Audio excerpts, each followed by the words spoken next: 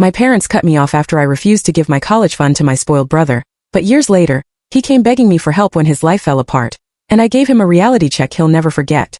I always knew my parents had a favorite, but I never imagined they would take it this far. Ever since we were kids, my younger brother Ryan got everything handed to him. If he wanted the latest gaming console, he got it. If he needed a new car, they made it happen. And me? I was always expected to be the responsible one, the one who worked hard, stayed out of trouble, and never asked for too much. I thought that maybe, just maybe, when it came to my future, my parents would finally put me first. I was wrong. The day they sat me down and told me to give up my college fund for Ryan was the day I realized just how deep their favoritism ran. They didn't ask me, they expected it. Family supports family, my mom said, her voice firm but sweet, like she was doing me a favor by even explaining it. Dad nodded in agreement, arms crossed, waiting for me to say yes like a good, obedient daughter. But for the first time in my life, I said no. I wasn't going to let my dreams be sacrificed just because my brother had blown his own chances. What followed was a disaster. My parents didn't just get mad, they cut me off completely. No more support, no more help, not even a place to stay when I struggled to make ends meet. Ryan, of course, was more than happy to take what was mine and continue living like the golden child. I had to rebuild my life from scratch, working multiple jobs, scraping by just to pay tuition, and learning the hard way that the only person I could truly rely on was myself. Years passed. I graduated, built a career, made something of myself without their help. And honestly, I had made peace with it. I had no plans to reconnect, no reason to. But then out of nowhere, Ryan showed up. And this time, he wasn't the smug, spoiled little prince I remembered. He was desperate. His life had completely fallen apart. And suddenly, the sister he had once mocked and ignored was his last hope. I stood there listening to his sob story, the weight of all those years pressing down on me. He expected me to be the same person I used to be, to forgive, to rescue him, to clean up his mess just like our parents always had. But what he didn't know was that the girl he once looked down on was long gone. And the reality check I was about to give him? He would never forget it. Ryan stood in front of me, looking nothing like the brother I once knew. His hair was unkempt, his clothes wrinkled, and his face carried an exhaustion that couldn't be hidden. It was almost pitiful. Almost. But I knew better than to let emotions cloud my judgment. I had spent too many nights wondering why my own parents had abandoned me for him, why they had let me struggle while he lived comfortably at my expense. He shifted awkwardly, glancing at me like he was waiting for me to make this easy for him. When I didn't, he sighed, rubbing his hands together as if rehearsing what to say next. Look, I know things weren't great between us, he started, his voice unusually soft. But I really need your help. I leaned against the doorframe, arms crossed. Help. The word rolled off my tongue like a foreign concept. Help was something I had never received from him. Never once, not even when I was at my lowest. Ryan nodded quickly, his desperation growing. Yeah, things haven't exactly worked out for me. He swallowed hard, his confidence cracking. I lost everything. Mom and Dad, He stopped himself, shaking his head. A bitter laugh escaped my lips before I could stop it. Let me guess. They stopped bailing you out. His eyes darted away, shame flickering in them. That was all the confirmation I needed. For years he had lived knowing that no matter how badly he screwed up, someone would always be there to clean up the mess. But life had a way of humbling people, and it seemed like his golden safety net had finally snapped. I don't have anywhere else to go, he admitted, his voice barely above a whisper. I tried reaching out to them, but they won't even take my calls anymore. I should have felt something, sympathy, sadness, maybe even a little satisfaction. But all I felt was numb. They cut you off, I said, more as a statement than a question. Ryan nodded. Yeah, completely. It was ironic, really. The very thing they had done to me, they had now done to him. The difference was I had learned how to survive without them. He hadn't. I let the silence stretch between us, watching as his discomfort grew. He was waiting for me to offer him something, to tell him I would help, that I wouldn't leave him stranded the way our parents had left me. But I wasn't that person anymore. Do you remember what you said to me? I asked, tilting my head slightly. Ryan frowned. What? When they told me to give up my college fund for you. Do you remember what you said? He hesitated, his jaw tightening. He didn't want to answer, but I wasn't going to let him avoid it. You called me selfish, I reminded him, the memory still sharp even after all these years. You told me I was being dramatic, that I would be fine without it. That I was lucky to even have the chance to help you. Ryan shifted on his feet, his guilt evident. I was a kid. I didn't understand. You were old enough, I cut him off. Old enough to know what you were doing. You just didn't care. His lips parted like he wanted to argue, but no words came out. He knew I was right. I exhaled slowly, glancing at the man in front of me, the same brother who once had everything handed to him, now standing here with nothing, asking for the very help he refused to give me. Life had a cruel way of teaching lessons. So what exactly are you asking me for? I finally asked, my tone even. Ryan hesitated again, his pride clearly warring with his desperation. I need a place to stay. Just for a little while. Until I can get back on my feet. I almost laughed. After everything, he actually thought I would open my door to him, let him waltz into my life like nothing had happened. You think I owe you that? I asked, my voice carrying none of the warmth he was probably hoping for. His face twisted slightly, a flicker of frustration flashing through his eyes. It's not about owing. We're family. That word, family. It used to mean something to me. But family didn't abandon you when you needed them the most. Family didn't only show up when they had nowhere else to turn. I let out a slow breath, keeping my emotions in check. Ryan, when I needed help, when I was struggling to survive, where were you?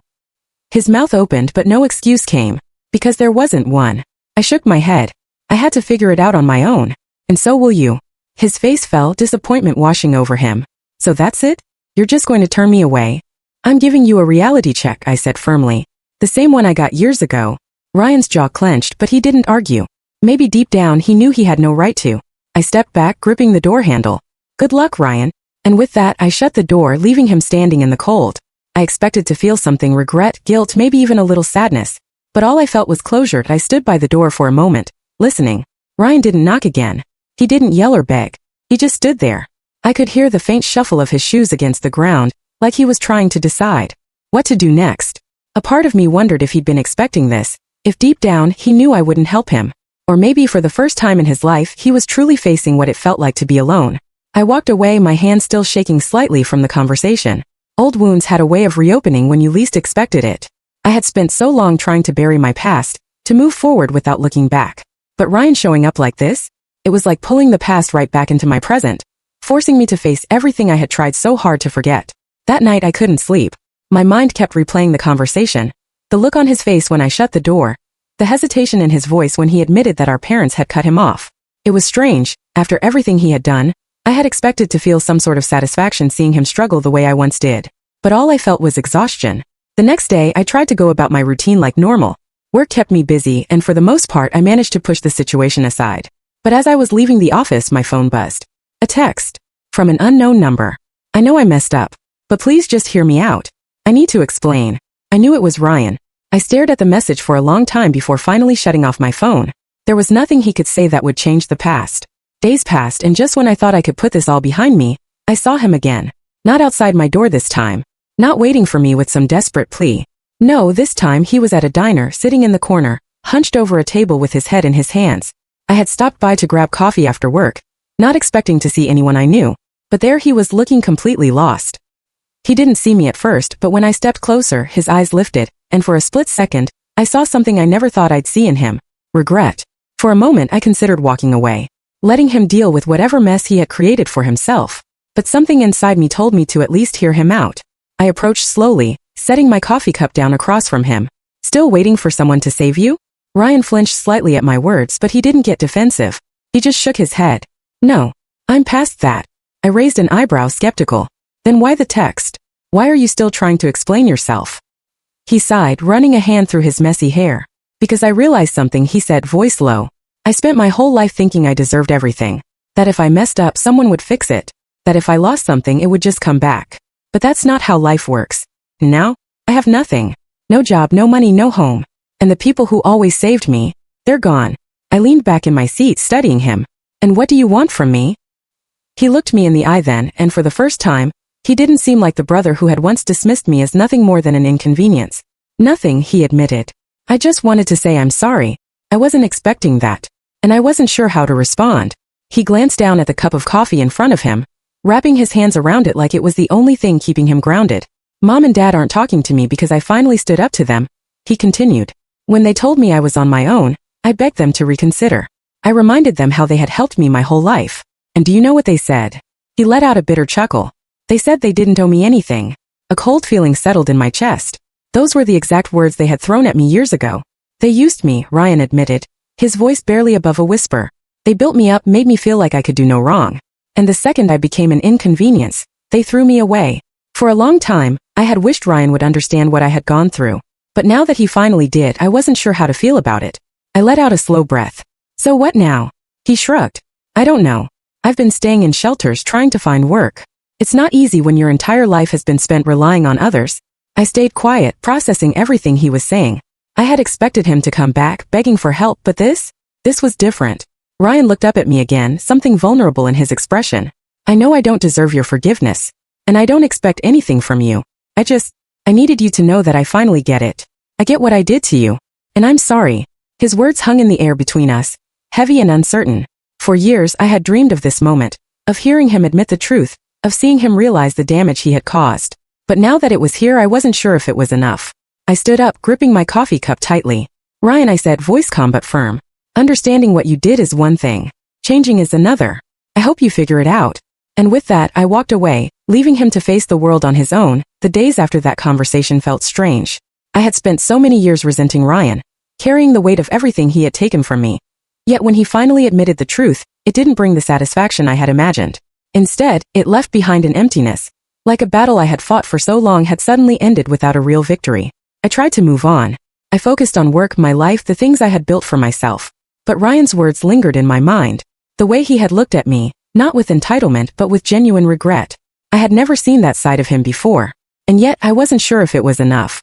One evening as I walked home from work, my phone buzzed again. Another message.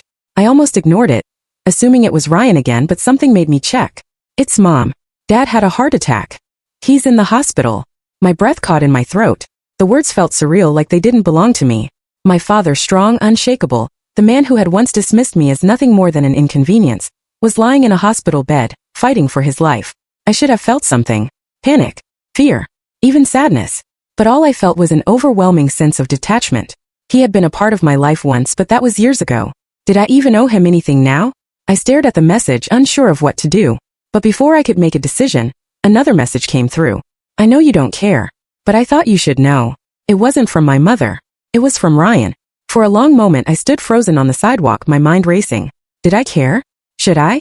My father had been the one to turn his back on me first. He had chosen Ryan over me, thrown me away like I meant nothing. But at the same time, he was still my father. And no matter how much I tried to erase them from my life, a part of me still felt the pull of family ties. Without thinking, I found myself typing back. What hospital? Ryan responded immediately, sending the name and room number. Before I could second-guess myself, I hailed a cab and headed there. When I arrived, the air in the hospital felt suffocating. The bright white lights, the quiet murmurs of nurses, the beeping of machines. It all felt too familiar, too cold. I hadn't set foot in a place like this in years. And yet here I was, walking down the sterile hallways toward a man I wasn't even sure I wanted to see. I found the waiting room first. My mother was sitting in the corner, looking smaller than I had ever seen her. She wasn't the strong, controlling woman I remembered. She was hunched over, her hands clasped together, staring at the floor like she was waiting for the ground to swallow her whole. She looked up when I walked in, her eyes widening in surprise. She wasn't expecting me. Maybe she hadn't even wanted me here. Ryan was standing near the window, arms crossed, a tension in his posture that hadn't been there before. He met my eyes, a silent understanding passing between us. This wasn't about the past anymore. This was something bigger. For a moment, none of us spoke. The weight of everything unsaid filled the room, pressing down on all of us. Then my mother broke the silence. You came, she said, her voice barely above a whisper. I didn't respond right away. I wasn't sure what to say. Finally, I just nodded. How is he? She swallowed hard, her hands tightening. The doctors say he's stable for now, but they don't know how bad it is yet. They're running more tests. I glanced at Ryan, but he was looking away, lost in his own thoughts. He had always been their favorite. The one they had protected, nurtured, given everything to. And yet, even he seemed uncertain now. A heavy silence settled over us again. The weight of years of resentment, broken relationships, and unanswered questions filled the space between us. I could feel my mother's eyes on me, waiting for something. Maybe an apology, maybe forgiveness. But I wasn't sure if I had either to give. After a while, she spoke again, her voice softer than I had ever heard it. I know we haven't been fair to you. It was the closest thing to an admission I had ever heard from her. But it wasn't enough. I looked at her, my expression unreadable. You chose him over me, I said simply. And now that he's gone through what I did, now that you're losing everything, suddenly you regret it? Her face twisted in pain, but she didn't deny it. She couldn't. Ryan shifted uncomfortably, clearing his throat. She's not wrong, Mom. It was the first time he had ever stood up to her. The first time he had ever acknowledged what had happened to me. My mother turned to him, her expression desperate. I thought I was doing what was best for you both, she said, her voice trembling. I didn't realize. You didn't want to realize, I corrected. Because it was easier to believe I was strong enough to survive without you than to admit that you abandoned me. Her eyes filled with tears, and for the first time I saw real regret in them. But regret wasn't enough. Before she could say anything else, a nurse walked into the room. Family of Mr. Callahan, she she asked, glancing between us. My mother stood up immediately. That's us. The nurse gave a small nod, her expression unreadable. The doctor will see you now. My mother looked at me then, hesitation flickering in her eyes, like she was afraid to ask if I was coming with them. I hesitated too. A part of me wanted to turn around and walk away, to let them handle this on their own, the way they had left me to handle everything on my own. But another part of me, the part that still carried the scars of being cast aside, wanted to hear what the doctor had to say. Because no matter how much I wanted to believe I had moved on, some wounds never fully heal. And the truth was, no matter what happened next, this was a moment I couldn't ignore. So I followed them into the room, not knowing what I would find on the other side. But whatever it was, I knew one thing for certain. This time I wouldn't be the one left behind. The hospital room smelled of antiseptic and something else. Something heavier, like the weight of time pressing down on everything inside. My father lay in the bed, his face pale, his body frail in a way I had never seen before. Wires and tubes surrounded him, machines beeping steadily, keeping him tethered to this world. I expected to feel something seeing him like this. Pity, anger, sadness, anything. But all I felt was a strange sense of detachment, like I was watching someone else's life play out in front of me. My mother stood by his side, gripping his hand as if she could pull him back through sheer will. Ryan stood a few feet away, tense, his hands shoved into his pockets. None of us spoke at first. Then my father's eyes fluttered open. They landed on my mother first, then Ryan, and finally me. His gaze lingered, confusion flickering across his face, followed by something I couldn't quite read. "You're here," he rasped, his voice hoarse. I said nothing. His brows furrowed like he was trying to piece together a puzzle he had forgotten the answer to. "I thought you wouldn't come." I didn't know how to respond to that. Maybe he had assumed I would be like him, cutting ties, turning my back, abandoning people when they were no longer useful. But I wasn't him. That was the difference. My mother cleared her throat, forcing a smile. "The doctor said you need rest, John. You just focus on getting better, okay?" My father's expression hardened slightly. "We need to talk." His eyes flicked toward me. "All of us." I exchanged a glance with Ryan. Something about the way my father said it sent a chill through me. He wasn't just talking about hospital updates or shallow apologies. There was something else. Something I wasn't sure I wanted to hear. The door opened again and the doctor stepped in, his face calm but unreadable. He checked the machines, glanced at my father's chart, and then looked up at us. "Mr. Callahan, you're stable for now, but we need to discuss next steps." My mother clutched my father's hand tighter. "He's going to be okay though, right?" The doctor hesitated. "We'll do everything we can, but his condition is more complicated than we initially thought." A heavy silence filled the room. My father's face didn't change, like he had already accepted whatever the doctor was about to say. Ryan shifted uncomfortably. "What does that mean exactly?" The doctor sighed. "It means his heart failure is more advanced than we realized. If we don't find a match for a transplant soon, time isn't on his side." My mother gasped, her fingers tightening around my father's hand. Ryan took a step back like the words had physically hit him. And me? I just stood there watching, waiting, feeling the weight of a lifetime of choices pressing down on this single moment. But before I could process it, my father spoke again. "There's something I need to say." His voice was weaker now, but there was an urgency in it. Something I should have said a long time ago. I braced myself, expecting another excuse, another justification for why he had abandoned me. But what he said next wasn't what I expected. "I made a mistake," he admitted. His gaze locked onto mine. "A terrible mistake." Ryan frowned. "Dad, what are you talking about?" My father swallowed, his chest rising and falling unevenly. "Your college fund," he rasped. It was never supposed to go to Ryan. For a moment I thought I had misheard him. The air in the room suddenly felt too thick, too heavy. My mother's head snapped toward him. "John, stop. You don't have to." "I do," he interrupted, his voice shaking. "I owe her the truth." His eyes found mine again. "I didn't give your money to Ryan. I gave it to someone else." A strange, cold dread settled in my stomach. "Who?" He hesitated, his lips pressing together. And then with a heavy sigh, he said the name. "Your uncle." A stunned silence filled the room. Ryan blinked. "Wait, Uncle Mark?" My mind reeled. Uncle Mark. My father's younger brother. The one who always had a habit of getting into trouble, of making bad business deals, of borrowing money he never intended to pay back. My father exhaled shakily. He came to me desperate. He said he needed help, that if I didn't give him the money, he would lose everything. He closed his eyes for a moment before opening them again. I thought I was protecting the family. I thought I was doing the right thing. A bitter laugh escaped me before I could stop it. The right thing. My voice was sharp, cutting. "You stole my future and handed it to a man who couldn't hold on to $1 for more than 5 minutes? I thought I could fix it," my father said weakly. "I thought I could make it back for you." But things spiraled out of control, and before I knew it, it was gone. All of it. Ryan looked as stunned as I felt. He turned to our mother. You knew about this? She hesitated. And in that moment I knew the answer. You did, I whispered, realization hitting me like a punch to the gut. You knew this whole time. Tears welled in her eyes. I wanted to tell you. But your father. But Dad what? I snapped. Made the decision for you? Just like he made the decision to cut me off instead of admitting the truth. No one spoke. The silence was deafening. All these years I had believed that my parents had simply chosen Ryan over me. That my brother had been the golden child, the one they had prioritized at my expense. And while their favoritism had been real, the truth was even worse. My future hadn't just been stolen, it had been gambled away. Given to a man who had never earned it, who had never deserved it, who had never even been a part of my life in any meaningful way. A deep hollow anger burned inside me, not just at my father but at all of them. And my mother for standing by and letting it happen. At Ryan for benefiting from the lie without ever questioning it. At myself for ever believing I could find some kind of closure with these people. I took a step back, shaking my head. You ruined my life, I whispered. And for what? To protect some reckless, selfish brother of yours who probably never even cared. Tears slipped down my mother's face. I'm sorry, she choked out. But I didn't care. I turned toward the door, my hands trembling. Ryan called after me, but I didn't stop. I had spent years carrying the weight of their betrayal, believing I had finally made peace with it. But now I knew the truth. And it changed everything. That I walked out of the hospital, my mind spinning.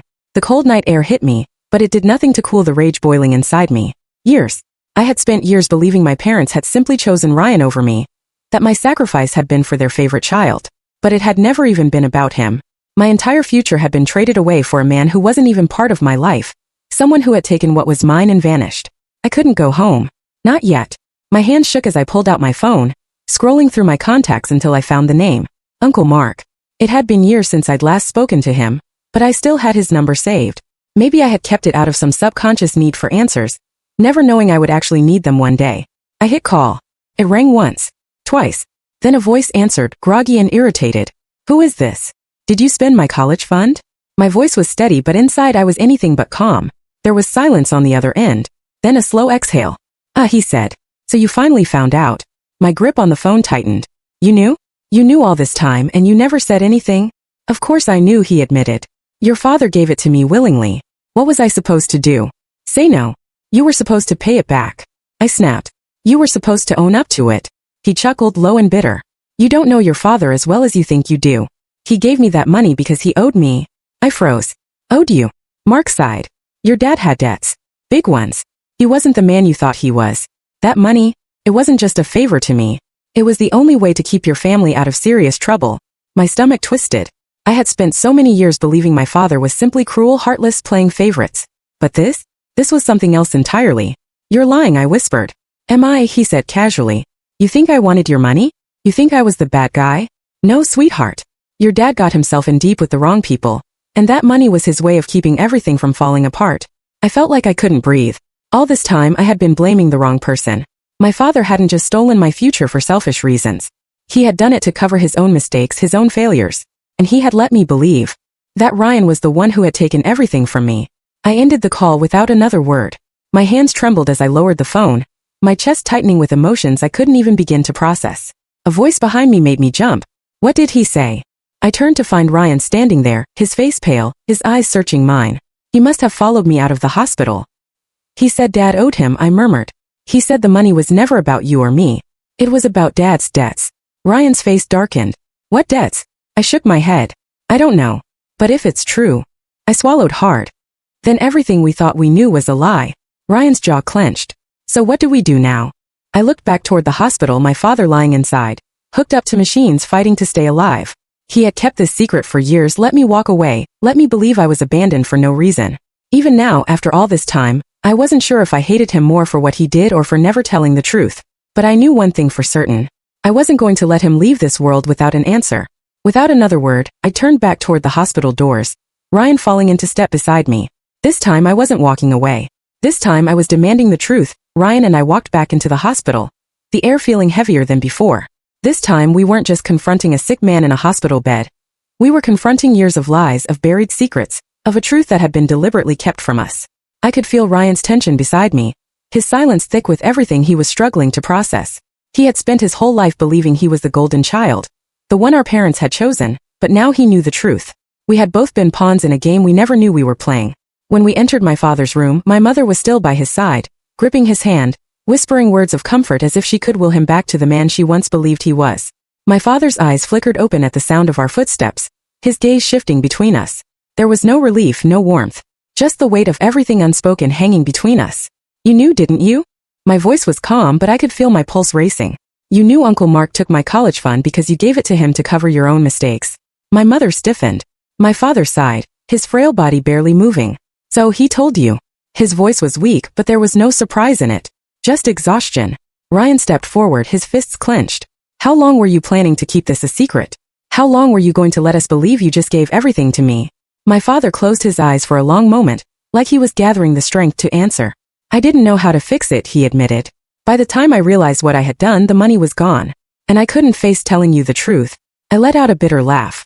So instead of telling me, you let me believe I was nothing to you. You let me struggle, let me fight to survive while you kept your silence.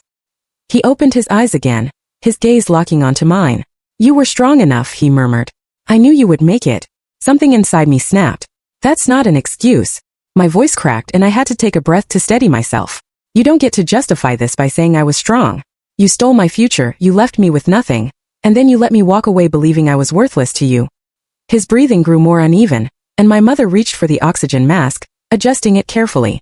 But he waved her off, his gaze never leaving mine. I thought I was protecting this family, he said weakly. I thought I was making the right choice. Ryan let out a shaky breath beside me. Dad, you destroyed this family. My father didn't argue. Maybe he was too tired to fight anymore. Or maybe for the first time he truly understood the damage he had done. Silence filled the room again, but this time it wasn't heavy with anger. It was something else. The end of something. The unraveling of years of deception, of a family built on half-truths and broken promises.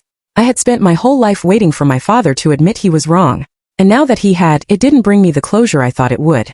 I looked at my mother, who had tears streaming down her face, her hands shaking as she held on to him. You let this happen, I told her quietly. You knew, and you let me suffer alone. She swallowed hard. I was afraid, she whispered. Afraid of what it would do to this family if you knew the truth. I shook my head. You lost me anyway. Her face crumpled, but I couldn't comfort her. Not now. Maybe not ever. I turned back to my father, the man who had been the foundation of my childhood, the man I had spent years trying to understand, trying to hate, trying to forget. He looked smaller now, weaker. And for the first time I saw him for what he really was. Not the villain I had built up in my head, but a flawed, broken man who had made a choice he couldn't take back. I exhaled slowly. I'm done, I said, my voice steady. I don't need anything from you. Not an apology, not an explanation. I just needed to know the truth.